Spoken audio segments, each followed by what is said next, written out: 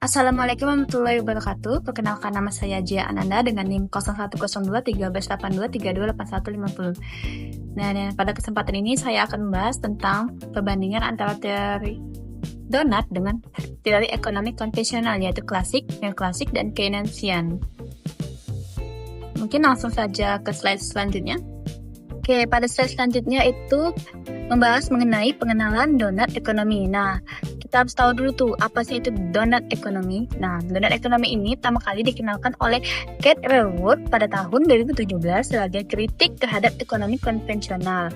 Model ini membentuk seperti donat yang memiliki dua lingkaran utama. Yang pertama, bagian dalam disebut social foundation, yaitu batas minimum yang harus dipenuhi agar manusia dapat hidup layak seperti akses terhadap pendidikan, kesehatan, air bersih, pekerjaan, dan kesetaraan. Lalu sedangkan bagian luarnya disebut ecological ceiling, yaitu batas maksimum aktivitas ekonomi agar tidak merusak lingkungan seperti perubahan iklim, kehilangan biodiversitas, dan polusi. Masuk ke slide selanjutnya itu membahas ekonomi klasik. Nah, ekonomi klasik ini berkembang pada abad 18 hingga ke-19 dengan tokoh yaitu seperti Adam Smith, David Ricardo, dan Thomas Malthus. Nah, teori ini menekankan bahwa konsep laissez-faire yaitu minimnya campur tangan pemerintah dalam kegiatan ekonomi. Menurut Adam Smith sendiri, melalui konsep invisible hand, individu yang mengejar kepentingannya sendiri justru akan menghasilkan efisiensi dan kesejahteraan secara keseluruhan. Namun, teori ini memiliki kelemahan. Yang pertama itu menganggap sumber daya alam tidak terbatas, mengabaikan dampak lingkungan, menganggap ketimpangan sebagai sesuatu yang alami. Nah, baiklah kita masuk ke ekonomi neoklasik. Nah, ekonomi neoklasik ini muncul dari pengembangan dari ekonomi klasik sendiri dengan tokoh seperti Alfred Marshall, Leon Walras, dan William Stanley Jevons. Nah, fokus utama teori ini pada perilaku individu yang rasional atau disebut dengan Homo economicus. Nah, individu di sini diasumsikan selalu membuat keputusan yang memaksimalkan utilitas dengan informasi yang sempurna. Konsep penting lainnya itu ada pula seperti utilitas marginal, keseimbangan pasar, efisiensi Pareto. Namun, teori ini juga memiliki kelemahan seperti manusia itu dianggap tidak selalu rasional, informasi tidak selalu sempurna, pasar tidak selalu mencapai keseimbangan. Selain itu juga aspek sosial dan lingkungan masih belum menjadi fokus utama. Oke, selanjutnya masuk ke ekonomi Keynesian. Nah, ekonomi Keynesian ini dikembangkan oleh John Maynard Keynes. Nah, pada tahun 1930-an, Keynes sendiri berpendapat bahwa pasar tidak selalu mampu menyeimbangkan dirinya sendiri, terutama pada jangka pendek.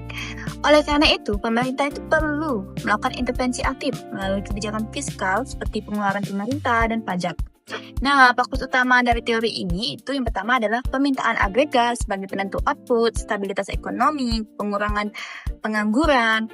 Selain itu juga ada konsep seperti animal spirit, di mana menjelaskan bahwa keputusan ekonomi itu sering dipengaruhi oleh faktor psikologis. Namun, teori ini juga masih memiliki kelemahan, seperti masih berfokus pada stabilitas ekonomi jangka pendek dan belum memperhatikan ekologis secara serius. Nah, jika kita bandingkan tujuan dari masing-masing teori, ekonomi klasik sendiri menekankan pertumbuhan ekonomi melalui akumulasi modal, neoklasik menekankan pada alokasi sumber daya, lalu Keynesian menekankan stabilitas ekonomi dan penciptaan lapangan kerja. Sementara itu, donat ekonomi memiliki tujuan yang berbeda, yaitu memastikan kesejahteraan manusia tercapai tanpa melampaui batas lingkungan. Selain itu, adanya pergeseran growth-oriented menjadi well-being oriented. Oke, masuk ke slide perbandingan dalam tujuan masing-masing teori. Yang pertama itu untuk ekonomi klasik itu dia lebih menekankan pertumbuhan ekonomi melalui akumulasi modal, lalu neoklasik itu lebih menekankan efisiensi dan sumber daya, alokasi sumber daya. Lalu yang ketiga itu Keynesian, itu lebih menekankan stabilitas ekonomi dan penciptaan lapangan kerja. Sementara itu untuk donat ekonomi itu memiliki tujuan yang berbeda, yaitu memastikan kesejahteraan manusia tercapai tanpa melampaui batas lingkungan. Nah, dari sini adanya pergeseran dari growth oriented menjadi well-being oriented. Oke, baik, masuk ke slide peran pasar. dan pemerintah. Nah, untuk contoh sendiri itu pada ekonomi klasik dan yang klasik itu, pasar itu dianggap mampu mengatur dirinya sendiri sehingga peran pemerintah itu sangat terbatas. Namun, dalam ekonomi Keynesian sendiri itu pemerintah itu memiliki peran penting untuk mengatasi kegagalan pasar. Sedangkan pada teori donat ekonomi, pasar tetap digunakan tetapi harus diatur agar tidak melanggar batas sosial dan ekologis. Artinya, pasar bukan dihapus tetapi diarahkan agar lebih berkelanjutan dan adil. Oke, di sini ada pandangan pertumbuhan ekonomi. Nah, untuk yang pertama itu pada ekonomi konvensional itu umumnya menganggap pertumbuhan ekonomi itu sebagai indikator utama keberhasilan. Namun pada teori donat ekonomi itu tidak selalu menempatkan pertumbuhan sebagai tujuan utama.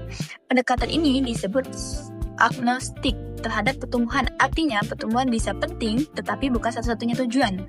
Dalam beberapa kasus bahkan diperlukan degrowth, yaitu pengurangan aktivitas ekonomi yang merusak lingkungan. Jadi fokusnya itu bergeser dari seberapa besar ekonomi tumbuh menjadi seberapa naiknya kualitas hidup masyarakat. Baiklah, kita masuk ke aspek lingkungan. Nah, dalam ekonomi klasik sendiri, lingkungan itu hampir tidak diperhitungkan. Namun, neoklasik itu mulai mengakui lingkungan, tetapi hanya sebagai eksternalitas atau dampak lingkungan. Keynesian juga belum menjadikan lingkungan sebagai fokus utama. Sebaliknya, ekonomi donat itu menempatkan lingkungan itu sebagai batas utama melalui konsep ecological ceiling. Artinya, aktivitas ekonomi itu tidak boleh melampaui kapasitas bumi. Pendekatan ini sangat relevan dengan isu global seperti perubahan iklim dan krisis lingkungan. Oke, kita masuk ke aspek sosial dan keadilan. Nah, dalam ekonomi klasik itu ketimpangan dianggap sebagai hal yang wajar. Namun, ekonomi klasik itu lebih menekankan efisiensi dibandingkan pemerataan. Keynesian mulai memperhatikan distribusi pendapatan melalui kebijakan pemerintah.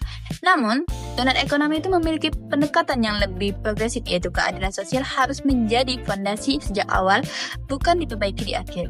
Konsep ini disebut dengan distributive by design. Oke, baiklah kita masuk ke slide selanjutnya, itu membahas tentang metodologi. Nah, pada metodologi ini, masing-masing teori itu memiliki perbedaan pada bagian metodologinya. Yang pertama itu pada ekonomi klasik itu lebih menekankan pendekatan deduktif dan deskriptif. Namun, klasik itu lebih menggunakan model matematis dan analisis kuantitatif. Dan Keynesian itu lebih fokus pada analisis dan makroekonomi. Sedangkan pada donat ekonomi itu menggunakan pendekatan yang lebih terdisipliner, yang menggabungkan ekonomi, sosial, lingkungan, serta menggunakan visualisasi untuk mempermudah pemahamannya. Baiklah, adapun kesimpulan yang dapat saya sampaikan dari penjelasan yang saya jelaskan tadi, yaitu teori ekonomi konvensional klasik maupun yang klasik dan Keynesian sendiri itu berfokus pada pertumbuhan, efisiensi, dan stabilitas ekonomi. Namun, cenderung mengabaikan batas-batas lingkungan dan ketimpangan sosial. Sebaliknya, pada donat ekonomi ini yang dikemukakan oleh Kate Raworth ini menekankan pentingnya mencapai kesejahteraan manusia dalam batas kemampuan planet melalui keseimbangan antara kebutuhan sosial dan batas ekologis. Sehingga terjadi pergeseran paradigma ekonomi dari orientasi pertumbuhan menuju keberlanjutan dan keadilan sosial.